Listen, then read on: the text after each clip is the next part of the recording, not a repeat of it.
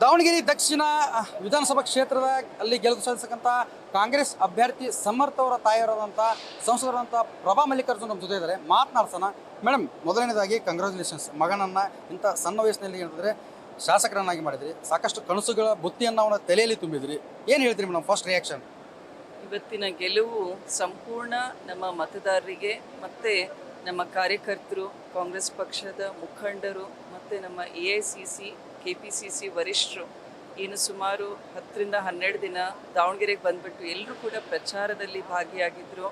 ಅವರೆಲ್ಲರ ಗೆಲುವು ಇವತ್ತು ಸಮರ್ ಶಾಮ್ನೂರವರು ಅತ್ಯಂತ ಕಿರಿಯ ಶಾಸಕರಾಗಿ ದಾವಣಗೆರೆ ಕ್ಷೇತ್ರದಿಂದ ಗೆದ್ದಿದ್ದಾರೆ. ಜನ ಒಂದು ಒಳ್ಳೆ ಅವಕಾಶ ಮಾಡಿಕೊಟ್ಟಿದ್ದಾರೆ, ಒಂದು ದೊಡ್ಡ ಜವಾಬ್ದಾರಿಯನ್ನು ಕೂಡ ಅವರಿಗೆ ಕೊಟ್ಟಿದ್ದಾರೆ. ಸೊ ಭಾಳ ಸಂತೋಷ ಆಗ್ತದೆ. ಮೇಡಮ್, ಕಿರಿಯ ವಯಸ್ಸಿನ ಶಾಸಕರು ಜೊತೆಗೆ ಅವರ ತಾತನವರ ಕ್ಷೇತ್ರ ಬಹಳಷ್ಟು ಜವಾಬ್ದಾರಿ ಇರತಕ್ಕಂಥ ಕ್ಷೇತ್ರ, ಹೇಗೆ ನಿಭಾಯಿಸ್ಕೊಂಡು ಹೋಗ್ತಾನೆ ಸಮರ್ಥ ಅಂತ? ಈಗ ಸಮರ್ಥ ಅವರು ಕಳೆದ 5 ವರ್ಷದಿಂದ ನೋಡ್ತಾ ಇದ್ದಾರೆ ಅಪ್ಪಾಜಿ ಅವ್ರು ಯಾವ ರೀತಿ ಕೆಲಸ ಮಾಡ್ತಾ ಇದ್ದಾರೆ. ಜೊತೆಗೆ ಇಲ್ಲಿರುವಂತಹ ಲೀಡರ್ಸ್ ಕೂಡ ಸಮರ್ಥ ಅವ್ರ ಜೊತೆ ಒಡನಾಟ ಇಟ್ಕೊಂಡು ಕೆಲಸಗಳ ಬಗ್ಗೆ, ಆಮೇಲೆ ಎಲ್ಲೆಲ್ಲಿ ಕಾಮಗಾರಿಗಳ ಒಂದು ನಿರೀಕ್ಷೆ ಇದೆ ಅದ್ರ ಬಗ್ಗೆ ಕೂಡ ಸಮರ್ಥ ಅವರಿಗೆ ಮಾಹಿತಿ ಇದೆ.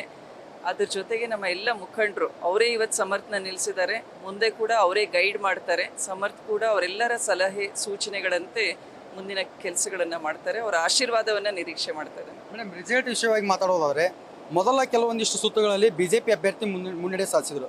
ಅದಾದ ನಂತರ ಕೊನೆಯವರೆಗೂ ಕೂಡ ಸಮರ್ಥ ಅವರೇ ಮುನ್ನಡೆ ಸಾಧಿಸಿದರು. ಆದರೆ ಗೆಲುವಿನ ಅಂತರ ನಿಮಗೆ ತೃಪ್ತಿ ತಂದಿದೆ ಅಂತ ನಿಮ್ಮ ನಿರೀಕ್ಷೆ ಸುಮಾರು 25ರಿಂದ 30 ಸಾವಿರ ಮತಗಳಿತ್ತು. ಇಡೀ ಸರ್ಕಾರವೇ ಬಂದು ಈ ಒಂದು ಕ್ಷೇತ್ರದಲ್ಲಿ ಠಿಕಾಣಿ ಹೊಡಿತ್ತು.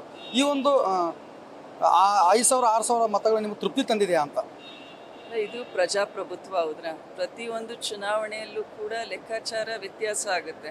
ಒಂದೊಂದು ಫ್ಯಾಕ್ಟರ್ಸ್ ವರ್ಕ್ ಆಗುತ್ತೆ, ಒಂದೊಂದು ಫ್ಯಾಕ್ಟರ್ಸ್ ವರ್ಕ್ ಆಗಲ್ಲ. ಸೊ ನಮಗೂ ಕೂಡ ನಮ್ಮಲ್ಲಿ ಏನು ಈ ಡೆಫಿಷಿಯನ್ಸೀಸ್ ಇದೆ ಅದನ್ನು ಕೂಡ ತಿಳ್ಕೊಳ್ಳಿಕ್ಕೆ ಒಂದು ಅವಕಾಶ ಆಗುತ್ತೆ. ಆದರೆ ಮೊದಲನೇ ಸುತ್ತುಗಳು ಯಾಕೆ ಹಿನ್ನಡೆ ಆಯಿತು ಅಂದರೆ ಅಪ್ಪಾಜಿಯವ್ರಿಗೂ ಕೂಡ ಹಿನ್ನಡೆ ಇತ್ತು ಈ ಎಲ್ಲ ವಾರ್ಡ್ನಲ್ಲಿ. ನಂತರ ಅಪ್ಪಾಜಿಯವರಿಗೆ ಎಲ್ಲಿ ಕಾಂಗ್ರೆಸ್ ಬಲ ಇದೆ ಅಲ್ಲ ಅಲ್ಲಿ ಎಲ್ಲರೂ ಕೂಡ ಕೈ ಹಿಡಿದಿದ್ದಾರೆ.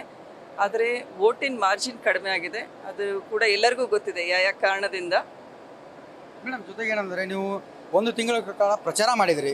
ಆ ಪ್ರಚಾರಕ್ಕೆ ಹೋದ ಸಂದರ್ಭದಲ್ಲಿ ಸಾಕಷ್ಟು ಸವಾಲುಗಳು ಕೂಡ ಇದ್ರು. ಅಂದರೆ ಈ ಕುಟುಂಬ ರಾಜಕಾರಣ, ಇವರೇನಾರ ಗೆಲ್ಲಿಸಿದ್ರೆ ಮನೆ ಒಳಗಡೆ ಬಿಡಲ್ಲ ಅಂತೇಳಿ ಕೆಲವೊಂದಿಷ್ಟು ಮಾತುಗಳು ಕೇಳಿಬಂದು, ಅದ್ರ ಬಗ್ಗೆ ಹೇಳೋದಾದ್ರೆ? ಅಲ್ಲ, ಅದೆಲ್ಲ ವೋಟಿಂಗ್ ಮಾರ್ಜಿನಲ್ಲಿ ಗೆದ್ದಿದ್ದಾರಲ್ಲ, ಗೆದ್ದಿರೋರು ಉತ್ತರ ಕೊಟ್ಟಿದ್ದಾರೆ, ಮತದಾರರೇ ಉತ್ತರ ಕೊಟ್ಟಿದ್ದಾರೆ. ಒಂದು ಮೀಡಿಯಾ ಮೂಲಕ ಕೂಡ ಸಾಕಷ್ಟು ಅಪಪ್ರಚಾರ ಮಾಡಿದರು. ಆದರೆ ಯಾವುದೇ ಚುನಾವಣೆಯಲ್ಲಿ ಅಭಿವೃದ್ಧಿ ಅನ್ನೋದು ಬಹಳ ಮುಖ್ಯ ಆಗುತ್ತೆ. ಸಮರ್ಥ ಅವರು ಕೂಡ ಅಪ್ಪಾಜಿಯವರನ್ನು ಸಮರ್ಥನಲ್ಲಿ ನೋಡ್ತಾ ಇದ್ರು ಸಾಕಷ್ಟು ಜನ ವೋಟರ್ಸು. ಆದ್ದರಿಂದ ಅಪ್ಪಾಜಿಯವ್ರು ಮಾಡಿರೋಂತಹ ಕೆಲಸಗಳು, ನಮ್ಮ ಕಾಂಗ್ರೆಸ್ನ 5 ಗ್ಯಾರಂಟಿ, ಇವೆಲ್ಲ ಫ್ಯಾಕ್ಟರ್ಸು ಕೂಡ ಆ್ಯಡಪ್ ಆಗಿ 5,000 ಮತಗಳಿಂದ ಇವತ್ತು ಗೆದ್ದಿದ್ದಾರೆ. ಮೇಡಮ್, ಕೊನೆಯದಾಗಿ BJP ಅವರು ಸಾಕಷ್ಟು ಆರೋಪ ಪ್ರತ್ಯಾರೋಪ ಸವಾಲು ಪ್ರತಿ ಸವಾಲುಗಳು ನಡೆದವು. ಯಾವ ಥರ ಗೆಲ್ಲಿಸಬಾರದು ಅಂತ ಅಪಪ್ರಚಾರ ಮಾಡಿದರು. ಕುಟುಂಬ ರಾಜಕಾರಣಕ್ಕೆ ಸಪೋರ್ಟ್ ಮಾಡಬೇಡ್ರಿ ಅಂತ ಹೇಳಿದರು. ಈ ಬಾರಿ ದಕ್ಷಿಣ ವಿಧಾನಸಭಾ ಕ್ಷೇತ್ರದಲ್ಲಿ ಮುಸ್ಲಿಂ ಮತಗಳು ಒಡೆದಿವೆ, ಇಲ್ಲಿ ಸಮರ್ಥ ಗೆಲ್ಲೋದು ಕಷ್ಟ ಅಂತ ಹೇಳಿದರು. ಎಲ್ಲದಕ್ಕೂ ಒಂದೇ ಉತ್ತರ ಕೊಡೋದಾದರೆ? ಗೆಲುವು ಒಂದೇ ಉತ್ತರ ಆಗುತ್ತೆ. ಫೈನಲಿ ಎಲೆಕ್ಷನ್ನಲ್ಲಿ ಗೆಲುವು ಮತ್ತು ಒಂದು ಅವಕಾಶ ಮಾಡಿಕೊಟ್ಟಿದ್ದಾರಲ್ಲ. ಸೊ ಈಗ ಏನು 2 ವರ್ಷ ಅವಕಾಶ ಸಿಕ್ಕಿದೆ. ಈ ಟೈಮ್ನಲ್ಲಿ ಸಮರ್ಥ ಅವರು ಕೂಡ ಜನರ ಬೆಂಬಲದಿಂದ ಒಳ್ಳೆ ಕೆಲಸ ಮಾಡ್ತಾರೆ, ಅದೇ ಅವರಿಗೆ ಕೊಡುವಂತಹ ಉತ್ತರ ಆಗುತ್ತೆ.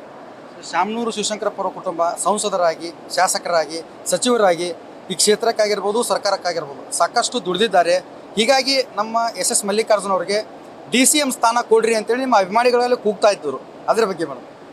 ಅಲ್ಲ, ಅದ್ರ ಬಗ್ಗೆ ಈಗ ಚರ್ಚೆ ಮಾಡಲ್ಲ. ಈಗಿರೋದು ನಮ್ಮ ಮುಂದೆ ಸಮರ್ಥ ಅವ್ರನ್ನ ಜನ ಆಶೀರ್ವಾದ ಮಾಡಿದ್ದಾರೆ. ಸೊ ದಕ್ಷಿಣ ಕ್ಷೇತ್ರದಲ್ಲಿ ಇನ್ನೂ ಮುಂದುವರೆದ ಕಾಮಗಾರಿ ಬಗ್ಗೆ, ಆಮೇಲೆ ನಮಗೆಲ್ಲರಿಗೂ ಜನ MP ಆಗಿ ಸಚಿವರಾಗಿ ಆಯ್ಕೆ ಮಾಡಿ ಸ್ಥಾನ ಕೊಟ್ಟಿದ್ದಾರಲ್ಲ, ಆ ಸ್ಥಾನಕ್ಕೆ ಬದ್ಧವಾಗಿ ಕೆಲಸ ಮಾಡೋದು ನಮ್ಮ ಮನಸ್ಸಿನಲ್ಲಿದೆ. Okay madam, thank you. ಇದಿಷ್ಟೇನೆಂದರೆ ಸಂಸದರಾದಂಥ ಪ್ರಭಾ ಮಲ್ಲಿಕಾರ್ಜುನ್ ಅವರ ಮಾತು. ಕ್ಯಾಮ್ರಾಮನ್ ಲೋಕೇಶ್ ಜೊತೆ ಶಿವ ಮಡಿವಾಳ, ದಾವಣಗೆರೆ.